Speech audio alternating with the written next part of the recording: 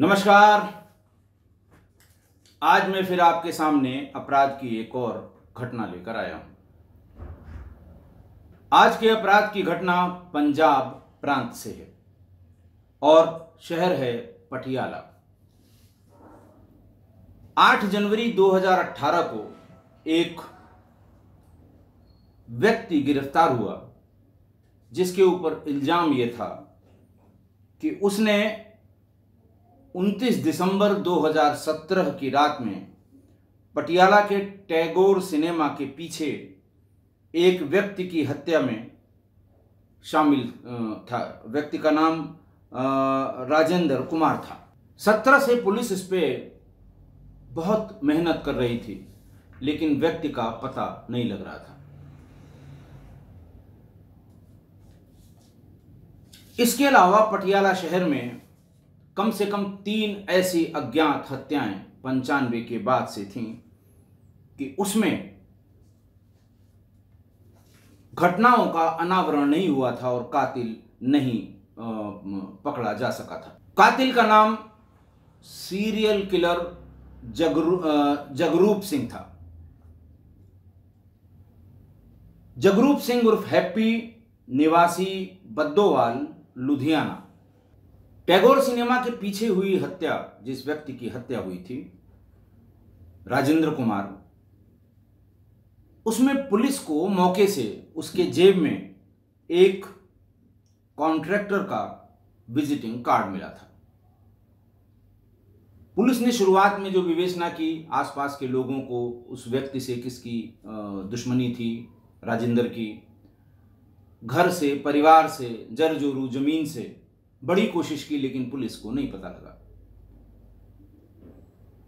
जो visiting card मिला था, पुलिस ने उसकी जांच पड़ताल शुरू की। उसमें लिखा हुआ फोन नंबर बंद था, स्विच ऑफ था और बहुत दिनों से बंद था। पुलिस ने उसका नाम पता इकट्ठा किया, क्योंकि जो पता उसमें दिया हुआ था कॉन्ट्रैक्टर का, वो उसके ऑफिस का था। ऑफिस में लोगों ने बताया कि वो यहां से छोड़कर जा चुका है। वो किसी दूसरी जगह कॉन्ट्रैक्ट का काम किसी दूसरे बिल्डर के साथ या किसी दूसरे आदमी के साथ कर रहा है। वहां भी जो फोन नंबर था वो भी स्विच ऑफ जा रहा था। पुलिस उस तक पहुंच नहीं पा रही थी। वहां से मिले हुए फोन नंबर और विजिटिंग कार्ड पर जो फोन नंबर था, उसकी डिटेल एनालिसिस की गई। जो उसका कस्टमर एप्लीकेशन फॉर्म था, वो निकलवाया गया। पुलिस अंत में उसके घर पहुंच गई। वो मिल भी गया। उससे पूछा गया कि ये कार्ड आपका फलां व्यक्ति जो राजेंद्र है, उसके जेब से 29 दिसंबर 2017 को टैगोर सिनेमा के पीछे मिला था। उसने बताया कि नहीं साहब, हम बहुत ज़्यादा इसको नहीं जानते हैं, और विजिटिंग कार्ड तो हम बहुत ढेर सारे लोगों को, जहाँ भी काम की तलाश में जाते हैं या जो कोई हमसे काम के लिए, जो रॉ मटेरियल की सप्लाई के लिए जो भी हमसे संपर्क करता है, हम उसको अपना विजिटिंग कार्ड दे देते हैं। पुलिस ने इसी सिलसिले में उसकी मकान मालकिन, जो एक महिला थी, मकान मालकिन से बात शुरू की कि ये कितने दिन से यहाँ रह रहा है, कौन इसके यहाँ आता है, परिवार में कौन है, दुनिया भर की बातें। और बात करते करते पुलिस ने ये पूछा कि आप यहाँ अकेली रहती हैं? उसने बताया कि हाँ, हम यहाँ अकेली ही रहते हैं, और ये भी बताया कि हमारे पति काफी समय से लापता हैं। महिला का पति सिंचाई विभाग में सरकारी मुलाजिम था। पुलिस को थोड़ा संदेह शुरू हुआ कि आखिर इसका पति गायब है, एक व्यक्ति इसके यहां किराएदार है, वो व्यक्ति अपना पता अपने विजिटिंग कार्ड में अपना नंबर गलत लिखता है, जहां जहां इसके नंबर हैं वो सब मोबाइल फोन स्विच ऑफ हैं। पुलिस ने अपनी जांच पड़ताल उस महिला को केंद्रित करके की। उसके मोबाइल को खंगाला गया। मोबाइल के खंगालने पर यह पता लगा कि जगरूप, जिसका मैंने आपको बताया, जगरूप सिंह उर्फ हैप्पी, निवासी बद्दोवाल, इससे उसकी वक्त बेवक्त बहुत लंबी लंबी बात होती है और कुछ जगहों पर ये दोनों साथ साथ, दोनों की लोकेशन, दोनों की मोबाइल लोकेशन साथ साथ भी मिली थी। मकान मालिक से पूछा गया, उससे कॉन्ट्रैक्टर से, जो मकान मालकिन के उस मकान में रहता था, तो उसने बताया कि इस हुलिया का आदमी, जो मोबाइल फोन के कस्टमर एप्लीकेशन फॉर्म में फोटो लगी थी, वो यहां अक्सर आता जाता रहता है और उसने भी बहुत बार देखा है, ये भी देखा है कि कभी कभी वो रात भर भी रुकता है। पुलिस ने जगरूप की तलाश शुरू की। पटियाला पुलिस ने लुधियाना में उसके घर पर रेड की, वहां वो नहीं मिला। 4 जनवरी 2018 को पुलिस को वो दस्तयाब हो गया। ढूंढते ढूंढते जब पुलिस को काफी शक होने लगा तो पुलिस ने सारा ध्यान जगरूप पर केंद्रित करके, जगरूप उर्फ हैप्पी पर केंद्रित करके उसे गिरफ्तार करने में सफलता हासिल की। पुलिस ने उससे पूछना शुरू किया। पहले उसके साधारण बयान लिए गए, तुम कहाँ के हो, कहाँ रहते हो, कहाँ कहाँ काम किया तुमने, दुनिया भर की सब बातें। और फिर उसकी बताई हुई बात या उसके बयान को तस्दीक करना, फिजिकली वेरीफाई करना शुरू किया। आधे से ज्यादा बातें उसकी झूठ निकली। फिर पुलिस ने वही किया जो किया जाना चाहिए, श्रेणीबद्ध पूछताछ। उसने पहला राजेंद्र से ही शुरू किया। उसने बताया कि मैं इस महिला से मेरा संबंध है बहुत पुराना और ये बार बार हमारे इन संबंधों के कारण ये नाराज होता था, गुस्सा होता था और इसने कई बार अकेले में घर जाकर इस महिला से छेड़छाड़ करने की कोशिश की। इसलिए मैंने उसको बहाने से एक टेम्पो पर बिठाकर टैगोर सिनेमा के पास ले गया, शराब मंगाई और फिर उसको गला उसका घोंटकर अंगोछे से मार दिया और चेहरे को इतना विकृत कर दिया ईंटों से मार मार कर कि पहचानना मुश्किल हो गया। शिनाख्त भी उसकी बहुत दिन बाद हुई थी। पुलिस ने जब और आगे पूछताछ की तो उसने ये बताया कि पहले ये महिला अपने पति नंदलाल के साथ इसी मकान में रहा करती थी।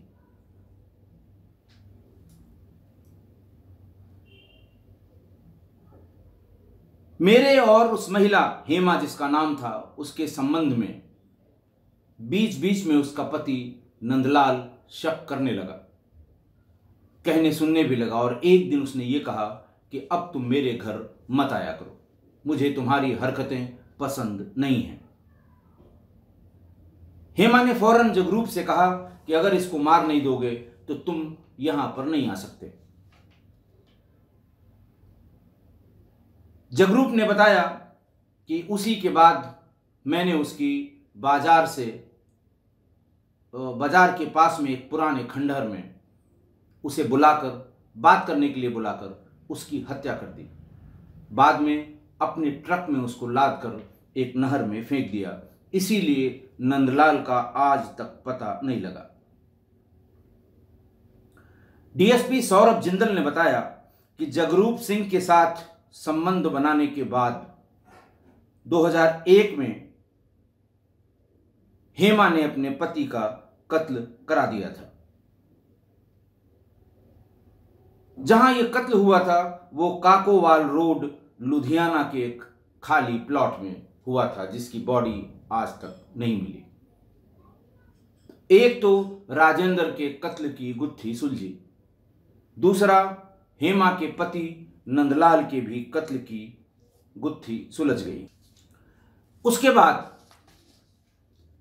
एक एक करके ऐसे तमाम केसों की फाइलें जो पुलिस में बंद हो चुकी थीं वो खुलनी शुरू हुई।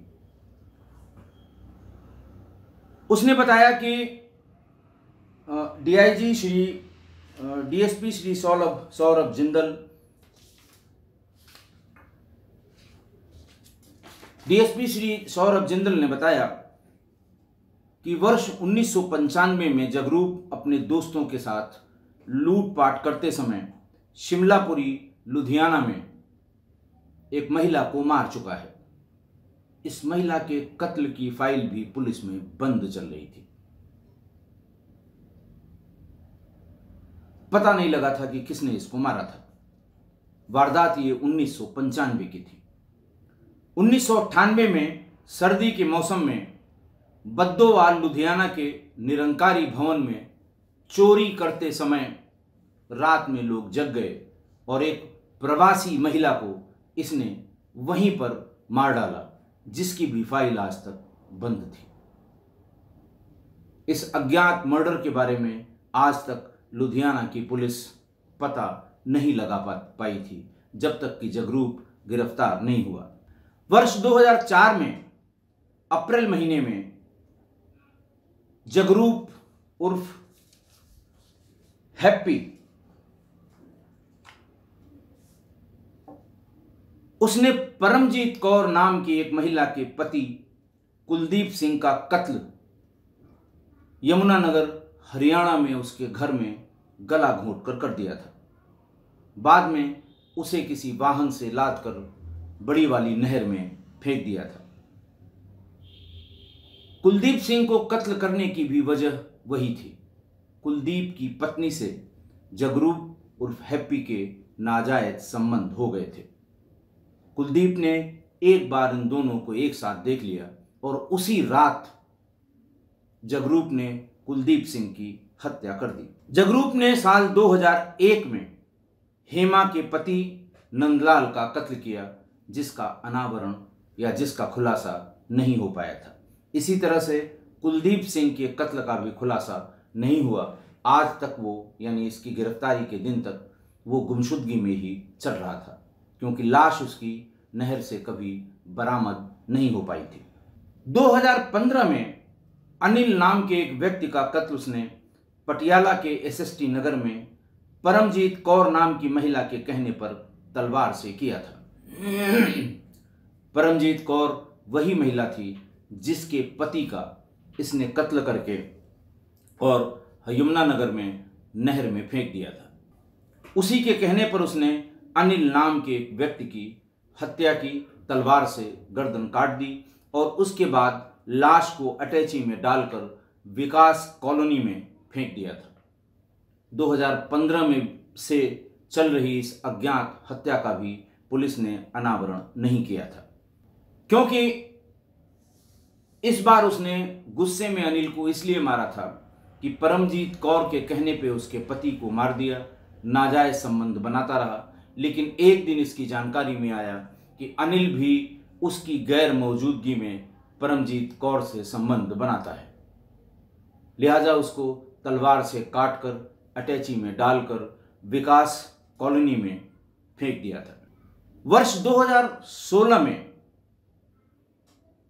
जब उसने देखा कि परमजीत कौर, जिसके लिए मैंने इतना किया, दो कत्ल कर दिए, वो अपनी आदत से बाज नहीं आ रही है, वो नए नए लड़कों के साथ संबंध बना रही है, तो जगरूप उर्फ हैप्पी ने परमजीत कौर का कत्ल गांव जसोवाल लुधियाना के खेत में ले जाकर कर दिया। उसके कत्ल का कारण ये भी था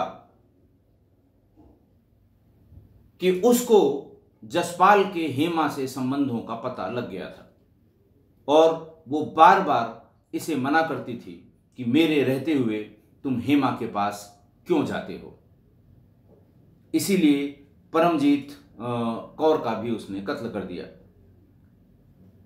परमजीत कौर के अज्ञात मर्डर का मुकदमा का एफआईआर थाना डेहलों जिला लुधियाना में दर्ज किया गया था, जो अब तक खुला नहीं था। फिर 29 दिसंबर 2017 को उसने राजेंद्र कुमार को भी इसीलिए मार दिया, टैगोर सिनेमा के पीछे, क्योंकि उसकी नज़र हेमा पर बुरी हो रही थी। यानी गिरफ्तारी के पहले तक इसने 7 हत्याएं की और जिस समय ये गिरफ्तार हुआ था 7 जनवरी 2018 को, उस समय इसकी उम्र 45 वर्ष थी और पहली हत्या सन 95 से शुरू की थी। पुलिस का कहना था, डीआईजी पटियाला रेंज सुखचैन सिंह गिल ने यह बताया था कि जिन जिन हत्याओं का खुलासा इसके पूछताछ के आधार पर हुआ है, उन सब में किसी न किसी महिला की वजह से, जिससे इसके संबंध थे, ये सारी हत्याएं की गईं। एक महिला की हत्या इसने इसलिए कर दी कि वो इसके और जो उसकी वर्तमान में उसकी जो प्रेमिका थी हेमा, उसके संबंधों के बीच में आ रही थी। शुरुआत के 2 मर्डर इसने चोरी करते समय किए थे, उनका भी अनावरण नहीं हो पाया था। सुखचैन सिंह गिल साहब डीआईजी पटियाला रेंज ये बताते हैं कि इसने सारे कत्ल इतनी सफाई से किए कि पुलिस को आज तक यानी गिरफ्तारी तक इन सारे कत्ल की तफ्तीशों में कभी वो इस तरफ नहीं आया। इस कत्ल का भी कोई खुलासा न हो पाता यदि उस कॉन्ट्रैक्टर का विजिटिंग कार्ड इसकी जेब में न छूट गया होता। कभी नहीं हाथ में आता ये, अगर उस कॉन्ट्रैक्टर के का जो विजिटिंग कार्ड था उसकी जेब में न मिला होता। मैंने आपको बताया कि एक व्यक्ति वर्ष 1995 से 2018 तक 7 हत्याएं करने के बाद भी पुलिस के हाथ नहीं चढ़ा। 2017 यानी साल भर पहले की राजेंद्र की हत्या में वो पकड़ा गया तो पुरानी सभी हत्याओं के बारे में पता लगा। ये सिर्फ इसलिए बता रहा हूं कि तमाम ऐसी हत्याएं आपके आसपास, तमाम ऐसी घटनाएं आपके आसपास जो पुलिस ने अभी तक, जिसको पुलिस अभी तक उसका खुलासा नहीं कर पाई है, ये सब आपके आसपास मिल जाएंगी। पुलिस को इतनी फुर्सत नहीं कि वो इस तरह की अज्ञात हत्याओं की कड़ी को एक के बाद एक जोड़े। इतनी फुर्सत नहीं है पुलिस पे।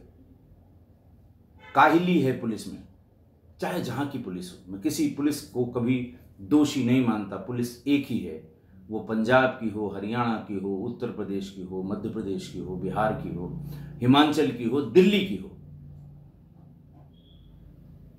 उनके पास जो केस आया, उनके पास जो अपराध आया, लूट का हो, छिनैती का हो, हत्या का हो या फिर किसी ऑर्गेनाइज्ड क्राइम से संबंधित है, वो अपने आप को उसी हत्या तक सीमित रखते हैं। अगर उसके खुलने में दिक्कत होती है तो उसको अलग फाइल में बंद करके रख के और नए काम में जुट जाते हैं। लुधियाना पुलिस ने ही राजेंद्र का मर्डर तो खोल ही दिया था। उसका इंटरेस्ट ये हुआ कि वो इससे जिसके संबंध थे, वो कह रही है कि उसका पति बहुत दिन से गायब है, उसका पता नहीं लग रहा है, और उसी के चक्कर में उसने उसके पति नंदलाल के बारे में जानकारी इकट्ठा करने की जद्दोजहद में इस कत्ल का भी खुलासा हुआ। और फिर ये पता लगा कि लुधियाना और आसपास के तमाम अनिल का अटैची में रखा हुआ शव, उसका भी पता नहीं लगा था। परमजीत कौर की हत्या का पता नहीं लगा था। इसी तरह कुलदीप सिंह की हत्या का पता नहीं लगा था। इतनी सारी हत्याओं में, 7 हत्याओं में सीरियल किलर का, डीआईजी रेंज साहब का ये सुखचैन सिंह गिल साहब का ये कहना है कि ये खुद तो ऐश करता था, पैसे की कोई कमी नहीं थी, महिलाओं को अपने जाल में फंसाता था, खासकर यंग लड़कियों को, उनसे गलत काम करवा के और पैसे इकट्ठा करता था, और जिस किसी महिला से इसके संबंध थे उसके रास्ते में अगर कोई भी आया तो उसे कत्ल करने में इसे जरा सा भी गुरेज नहीं हुआ। सारे कत्ल इसने ठंडे दिमाग से पूरी उसकी प्लानिंग करके और उससे बचने के सारे तरीकों का इस्तेमाल करके इसने किए थे। जैसे जब इसको कत्ल करना होता था, ये कभी अपना मोबाइल अपने साथ नहीं ले गया।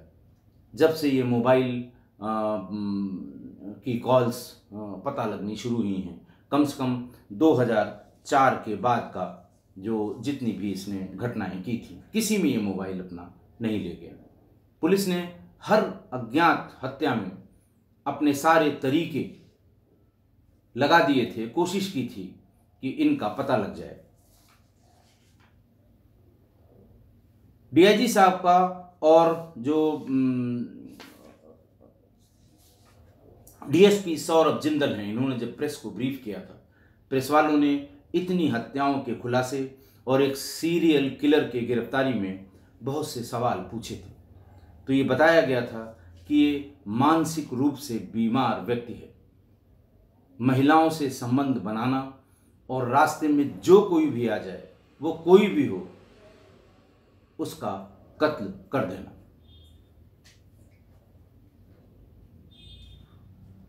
नौ जनवरी 2018 को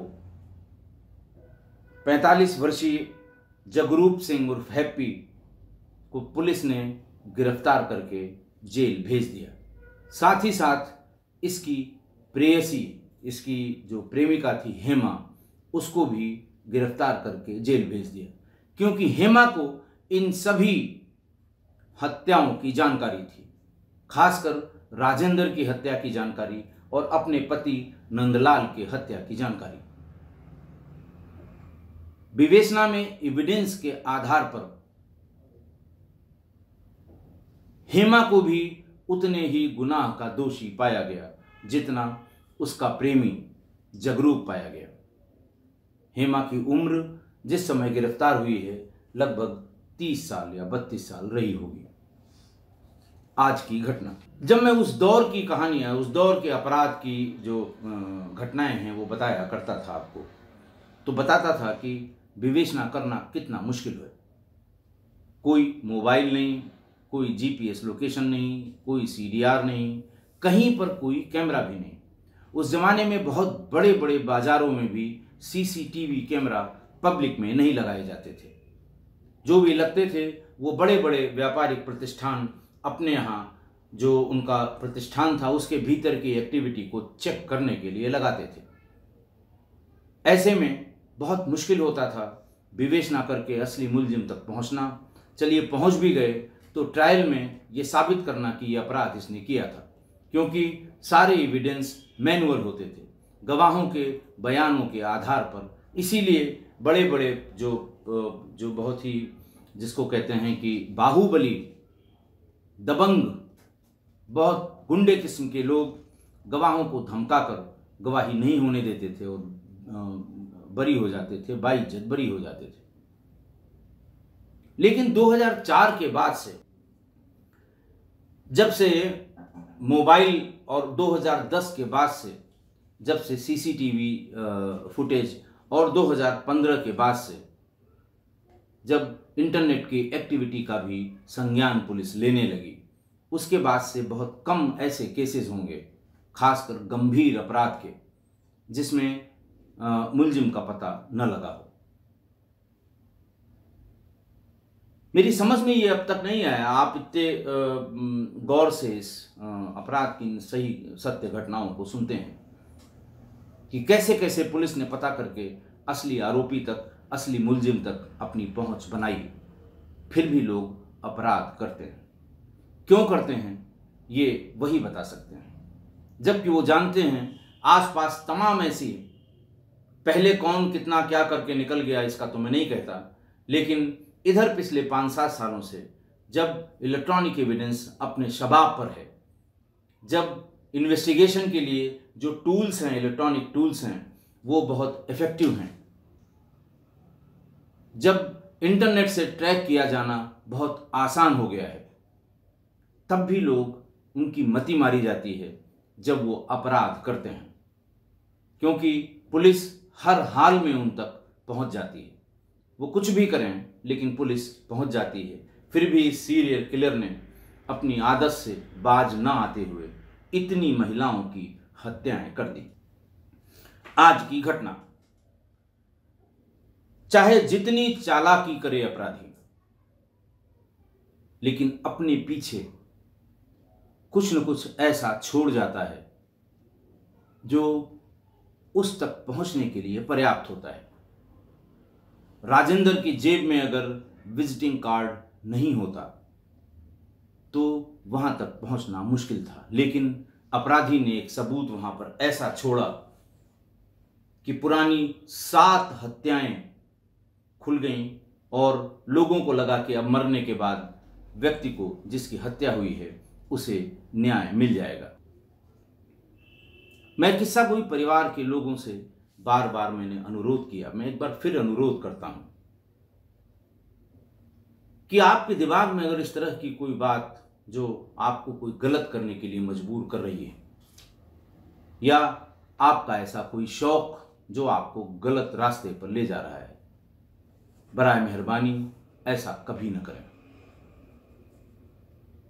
अब अपराध को छिपाना बहुत मुश्किल है।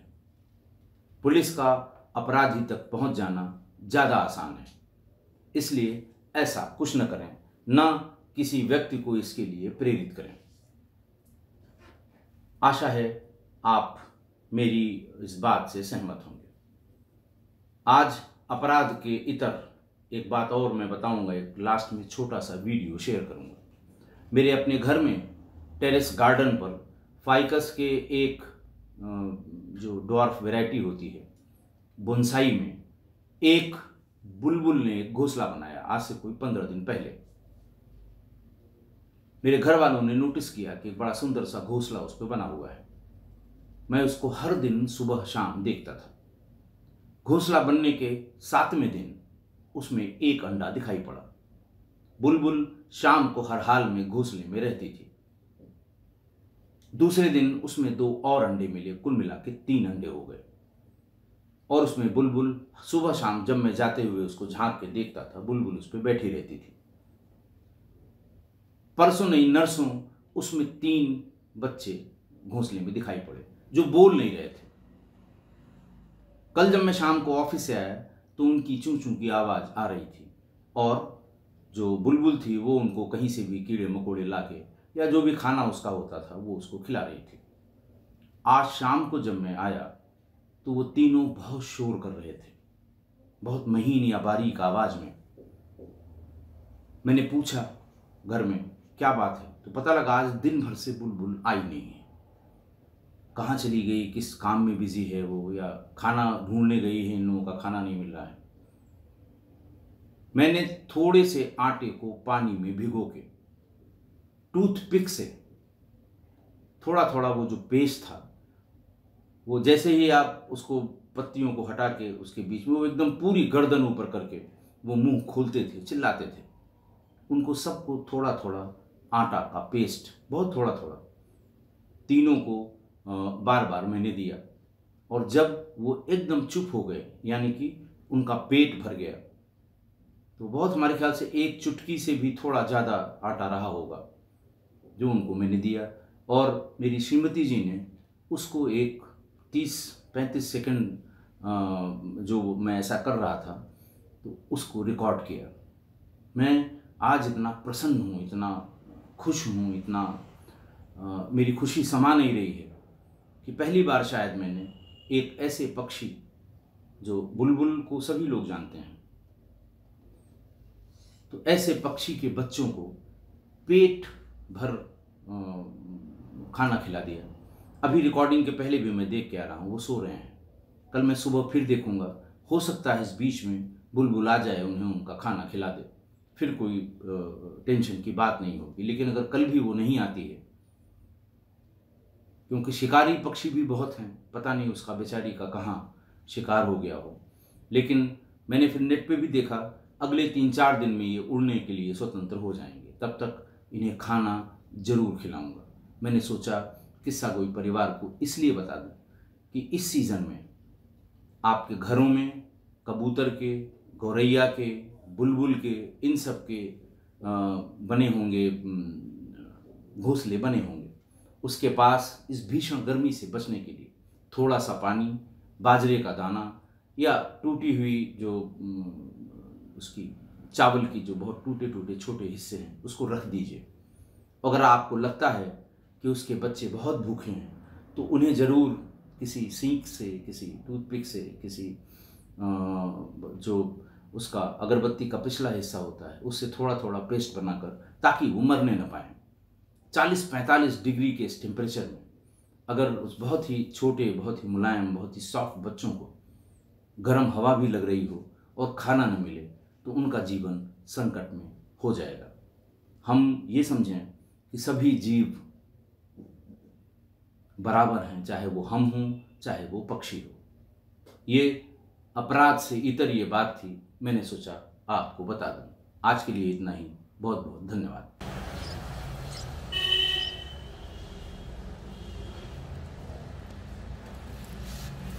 देखो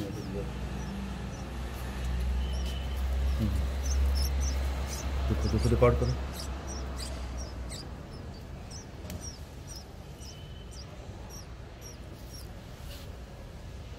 बहुत सुंदर रिकॉर्डिंग होगी, तुम बच्चों को भेजोगे, बच्चे एकदम खुश हो जाएंगे।